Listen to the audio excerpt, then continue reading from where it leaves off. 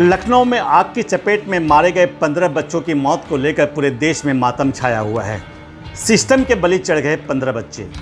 सरकार मारे गए बच्चों के परिवारों को मुआवजा देने की घोषणा और एसआईटी गठित करके आखिर क्या मैसेज देना चाहती है। सरकारी सिस्टम के वजह से 15 बच्चों की जान चली गई और सरकार कई अधिकारियों को सस्पेंड कर दिया है। हमारा तो ऐसा मानना है कि सिर्फ सरकारी अधिकारियों को सस्पेंड करने से काम नहीं चलेगा, बल्कि इलाके के निर्वाचित प्रतिनिधियों को भी जांच के दायरे में लिया जाना चाहिए। राजनीतिक नेताओं और अधिकारियों की मिली भगत से सारे अवैध धंधे फलते और फूलते हैं। काउंसिलर, एमएलए, एमपी की जवाबदेही तय करनी होगी। आग लगने की यह पहली घटना नहीं है।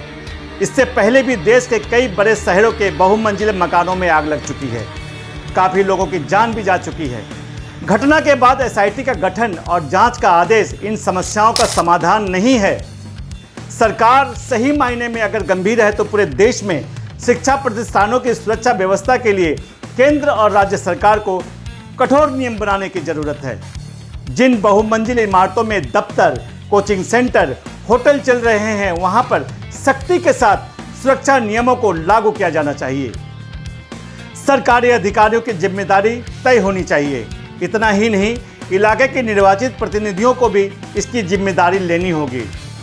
लखनऊ की घटना के बाद राज्य और केंद्र अब अगर कठोर नियम नहीं बनाते हैं और इसके बाद भी अगर बच्चों की जान जाती है तो इस तरह की घटना के लिए सरकार सीधे तौर पर जिम्मेदार होगी। देश के सर्वोच्च न्यायालय को इस तरह के हादसों के खिलाफ कठोर कदम उठाने की जरूरत है।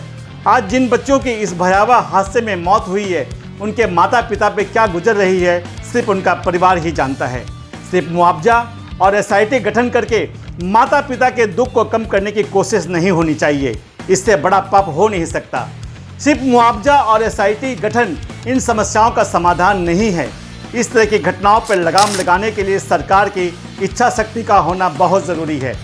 आप इस बारे में क्या सोचते हैं, हमारे कमेंट बॉक्स में ज़रूर बताएं और अपनी बात को सरकार तक पहुंचाएं। नमस्कार।